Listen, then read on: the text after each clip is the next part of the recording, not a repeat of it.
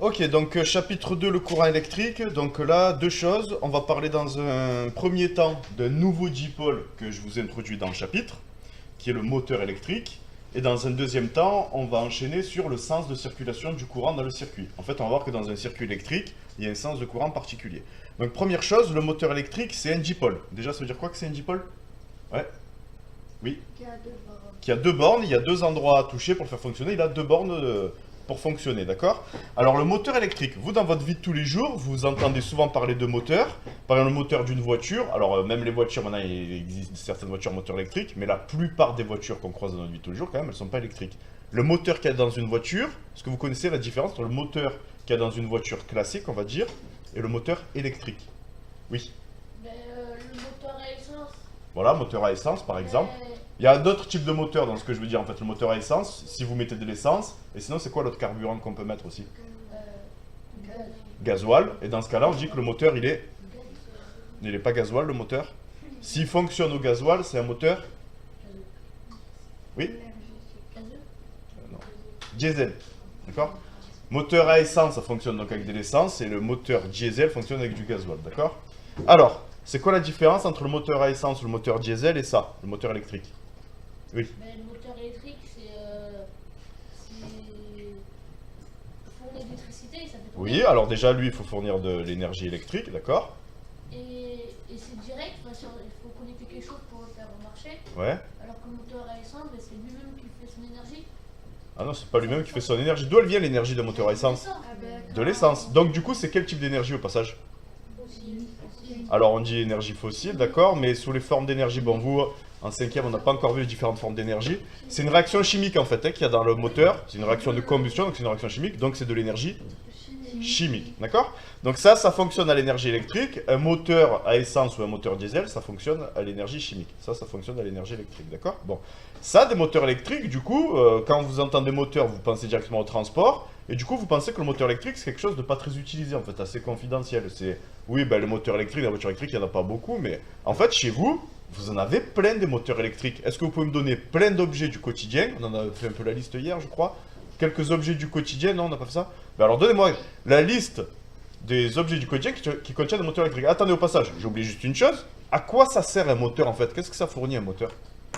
Oui. À faire marcher les choses. Faire marcher, faire marcher, non, c'est trop vague. Oui. Ça fournit un mouvement Un mouvement de quel type?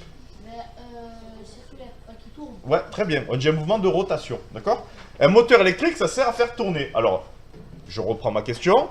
Quels sont les appareils chez vous qui marchent à l'électricité, d'accord? Et qui fournissent des mouvements de rotation, qui ont besoin de tourner? Oui. Mixeur. Un mixeur.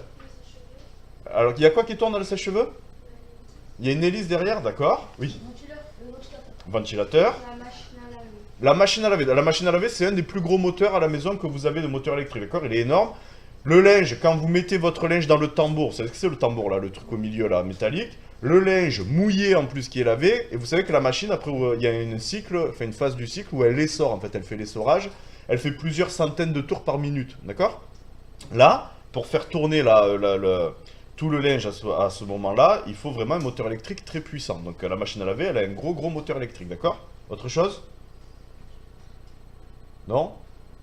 Des fois les élèves me disent le micro-ondes. Il y a un moteur électrique dans le micro-ondes ou pas? Non. Oui. Pour faire quoi? Ouais, pour faire tourner le plateau, etc. Bon voilà, des moteurs électriques, vous en avez plein dans votre vie de tous les jours, d'accord? Alors, ce moteur électrique, là, je vais le brancher à un générateur. C'est ça que vous venez de faire, ok?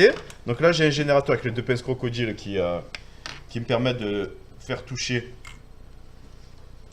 les bornes sans que j'ai à les tenir. Je branche deux fils.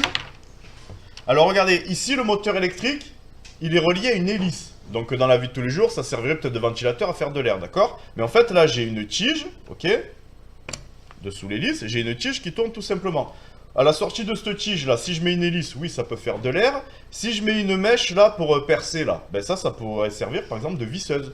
Dans les visseuses, l'outillage aussi de votre vie de tous les jours, il y a beaucoup de moteurs électriques. Dans une visseuse, il y a un moteur électrique. Dans une perceuse, il y a un moteur électrique. D'accord? Bon, là on a juste mis une hélice pour que ce soit visuel, mais selon ce que vous mettez, ben, vous avez un objet différent. Oui?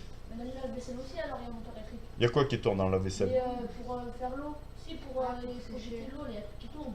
Oui, c'est un truc qui tourne, oui. Il y a une hélice qui tourne. D'accord, oui. Alors oui. Alors regardez, je branche mon moteur électrique au générateur. Donc là, ça tombe trop vite pour que vous voyez. Je vais ralentir le mouvement avec mon doigt pour qu'on essaye de voir dans quel sens ça tourne. Donc là, vous voyez, je retiens un peu l'hélice, et donc on voit que ça tourne comme ça. D'accord? Au passage, là, ça, si je dois définir par rapport au sens de rotation des aiguilles d'une montre, c'est le sens des aiguilles d'une montre ou le sens inverse des aiguilles d'une montre, là, le mouvement de rotation tel quel? Faites voir, comme ça. Oui, effectivement, là, c'est le sens inverse des aiguilles d'une montre. Donc là, j'ai fait un certain branchement où j'ai les deux bornes de ma pile, plus et moins, qui sont reliées à ces deux bornes du moteur. Ça fait tourner le moteur dans le sens des aiguilles d'une montre. Dans le sens inverse des aiguilles d'une montre, d'accord? Ici, donc je débranche là, le générateur. Et regardez, je débranche le générateur, et là, je croise les fils. J'inverse le branchement. J'ai inversé le branchement, là, j'ai fait croiser les fils, j'ai inversé le branchement. On voit que le moteur, cette fois-ci, tourne dans quel sens?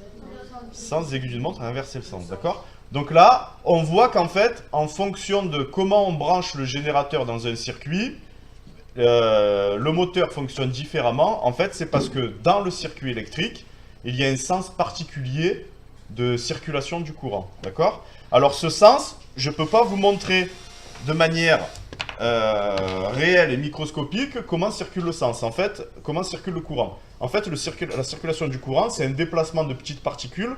On en a déjà parlé, je crois. C'est des petites particules qui ont la même racine que le mot électricité. Électrode. Pas électrode, électrons. Très bien, c'est des électrons. Donc là, en fait, quand on fait un circuit électrique, dans les fils, il y a des électrons qui se déplacent, d'accord? Dans les composants, il y a des électrons qui se déplacent. Je ne peux pas prendre une espèce de microscope ou quelque chose d'autre pour vous montrer les déplacements des électrons, c'est pas possible, on ne peut pas les voir, d'accord? Par contre, et au moment où on a fait des travaux sur l'électricité, donc 19e siècle, d'accord, on s'est rendu compte des phénomènes électriques, on ne savait même pas à la limite que l'électron existait, d'accord? Donc en fait, on s'est rendu compte que selon comment on branchait les appareils, il y avait un sens particulier du courant, mais on ne savait pas comment ça se déplaçait de manière microscopique, comment se déplaçaient les particules qui étaient responsables de ça. Donc on a défini ce qu'on appelle un sens conventionnel du courant. C'est-à-dire on a dit, bon, ben, le courant, on sait que c'est des choses qui se déplacent, on ne sait pas trop c'est quoi, et en fait on va dire que le courant c'est quelque chose qui se déplace, et là vous l'avez dit tout à l'heure, et c'est ça, ça se déplace de où vers où le courant en fait? Du plus vers le moins. Donc là, on va définir ça, et je m'arrêterai là. Le sens conventionnel du courant, d'accord, et de la borne plus du générateur vers la borne moins. Donc là, si je dois refaire le trajet du courant, là maintenant, vous dites que le courant, c'est quelque chose qui sort de la borne plus, donc la borne plus, elle est là. Le courant, c'est quelque chose qui sort de la borne plus générateur, tac, tac, tac, tac, qui traverse les fils, qui traverse le composant, les composants du circuit, et qui revient à la borne moins. Et il ressort par la borne plus, et il re-rentre par la borne moins. Le courant va de la borne plus du générateur vers la borne moins. Maintenant, on connaît le sens de circulation du courant, et c'est ça qu'on va définir, qu'on va noter dans le code. C'est bon?